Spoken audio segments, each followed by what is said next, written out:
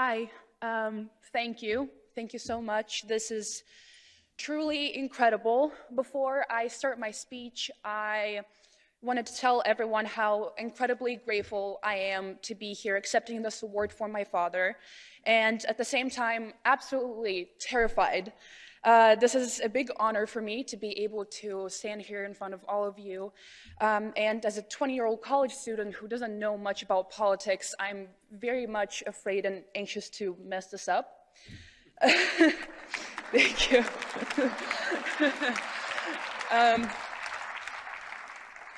Thank you. When I first heard that my dad, Alexei Navalny, was giving the Sakharov Prize, I was extremely happy for two reasons. The first one, this is a tremendous honor, recognition of his merits, and high praise of the work that has been done and is continuing to be done by him and his co-workers.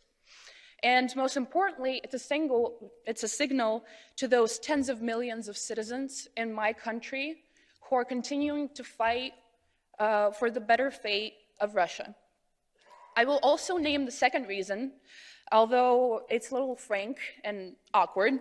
My father is receiving this award from the European Parliament, and when you receive such an award, you get to come and speak in front of the European Parliament. Unfortunately, for obvious reasons, he wasn't able to be here today, and I thought to myself, well, I guess someone better run and get that ticket to Strasbourg and seize the opportunity to come and, well, see this wonderful thing for myself. And over some time, I realized that this might actually be what the nightmare of myself and my family looks like. Me traveling from to different conferences and summits, giving speeches in my dad's name. Sometimes he's even awarded something, but I'm the one traveling. I'm the one writing the speech and starting it with a joke while he's in jail. And I will continue traveling, meanwhile reading articles about the horrible conditions my dad is being held in. It's not like there's much to do about it, so I travel and speak, and he continues to be held in confinement. And this doesn't only concern Alexei Navalny. We're the last year's laureates, the Belarus opposition now, mostly in prison. Where's the 2010 Nobel Peace Prize laureate Liu Xiaobo? He died in prison. And here I ask myself today, why is it so hard to free from captivity those who are fighting for human rights? Why are they still thrown in jail, not only all over the world, but in geographically European countries in the 21st century?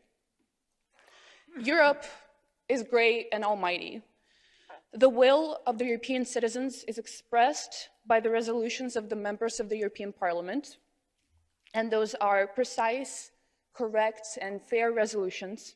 They're supported by the United Kingdom, United States, Australia, New Zealand, and the whole free world. But those who are like my father continue sitting in prison, watching more and more of their allies being thrown behind bars.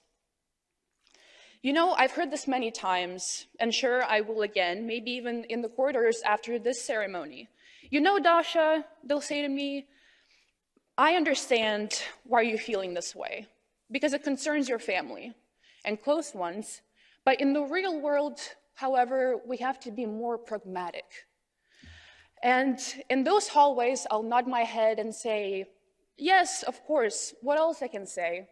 I'm a 20-year-old college student, and I don't feel very comfortable arguing with experienced and responsible pragmatics. However, here today, taking advantage of the fact that I have the microphone, no one will take it away from me, and I don't have to argue with anyone personally, feeling impolite. I would like to oppose that pragmatism. This is the Sakharov Prize. Thank you.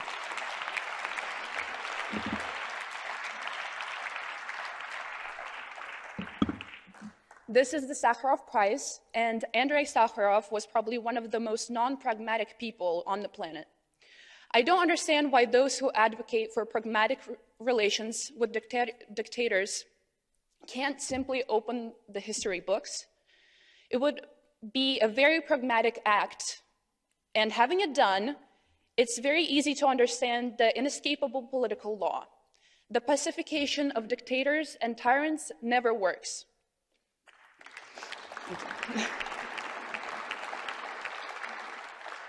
No matter how many people try to deceive themselves, hoping that another madman who clings to power will behave decently in response to concessions and flirtations, it will never happen. The very essence of authoritarian power involves a constant increase in bets, an increase in aggression, and the search for new enemies.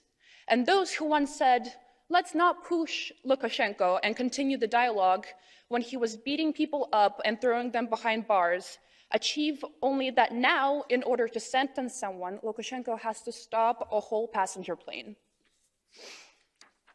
Another thing that pragmatists don't want to do for some reason, which urges them to remember about the expenses and economic losses, is simply to pick up a calculator and see how much their pragmatism costs, in particular to the European taxpayers.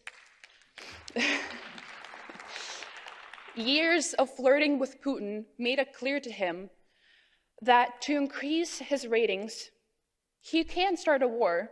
How much will the war with Ukraine cost to Europe? Even now, with so many news on Russian troops coming to the Ukraine border, no one's really talking about it.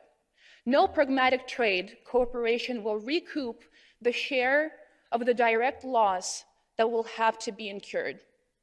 Not to mention the cost of the time of the Western politicians like yourselves have already spent on solving the problem instead of dealing with their own affairs in their own countries.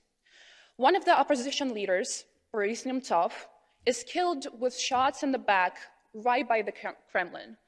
And then comes the pragmatist and says, well, we can't do much about it.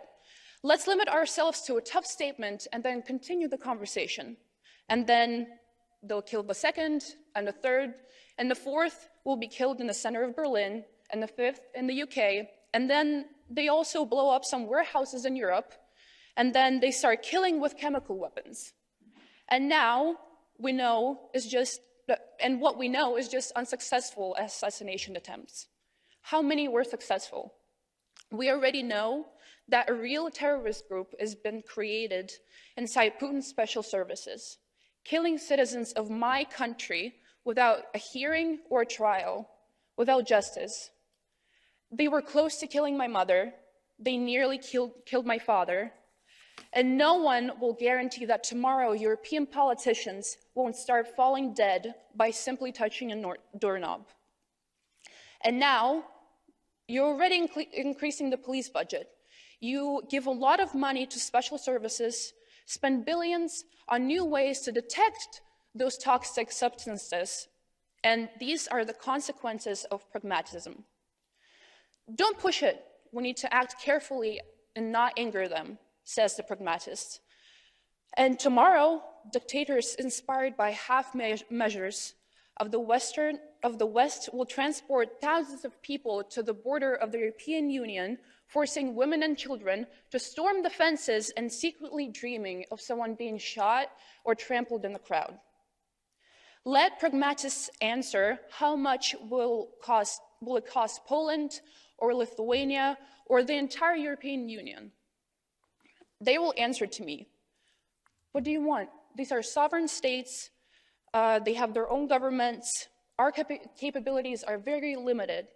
Are you proposing a nuclear war to free the political prisoners? Of course, I don't propose starting a war.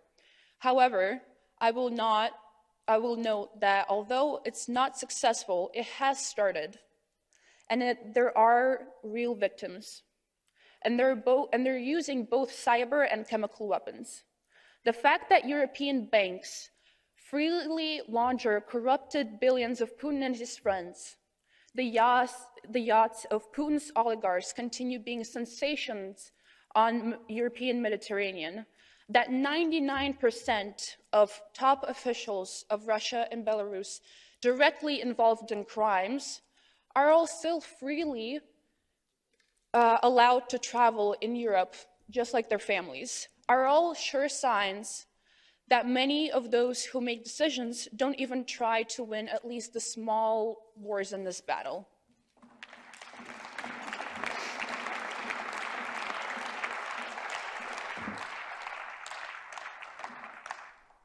They talk too much and think about the realm of politics, considering actions based on ideas and principles, which frankly are naive and stupid.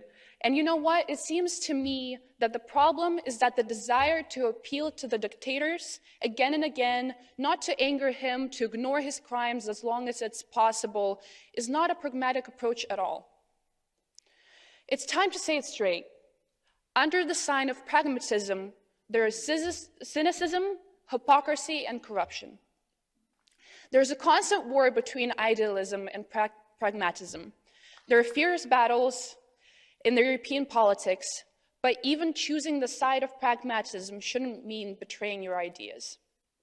When I wrote to my dad and asked, what exactly do you want me to say in the speech from your point, he answered, say that that no one can dare to equate Russia to Putin's regime.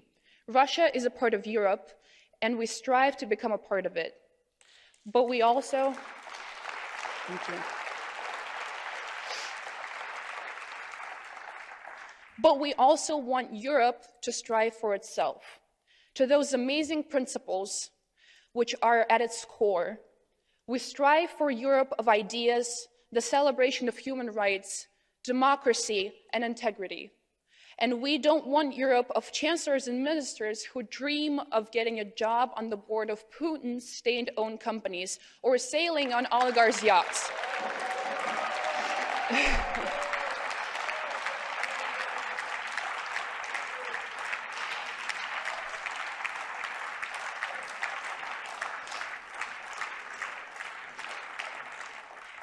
Today, on this stage, receiving this high, amazing award for my father, Alexei Navalny, I thank you, and through all of you, I welcome the Europe of ideas and principles.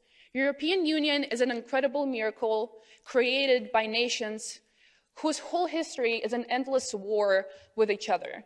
Despite all the difficulties and problems, however, the EU has and will encounter, I believe that in its future, that one day my country will become a part of it. To finish this speech, I want to quote a great compatriot of mine in whose honor this award was named. My destiny was in some sense exceptional, not because of false modesty, but because of a wish to be accurate, and I know that my destiny has turned out to be larger than my personality. I simply tried to live up to my own destiny. I hope we all have the strength to live up to our destinies. Freedom to Alexei Navalny. Thank you.